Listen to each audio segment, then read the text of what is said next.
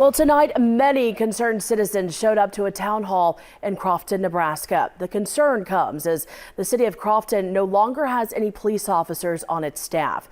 Former Crofton Police Chief John Carter led tonight's town hall meeting, where he alleges the mayor did not want to renew his contract because he is black.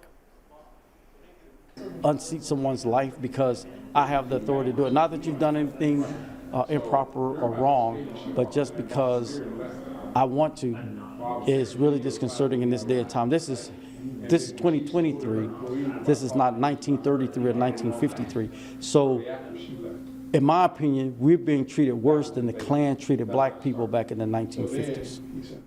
The mayor of Crofton did release a statement. He said since there are personnel matters involved, he is unable to comment or respond at this time. Now, Mayor Bob Evans did release a statement that said in part, in the meantime, the city council will continue to provide the citizens of Crofton with a safe community. We will continue to work with the state of Nebraska concerning the pending law enforcement grant application, and will find experienced and competent law officers for our city as well. And we're going to have more on this developing story tomorrow on KTIV News 4.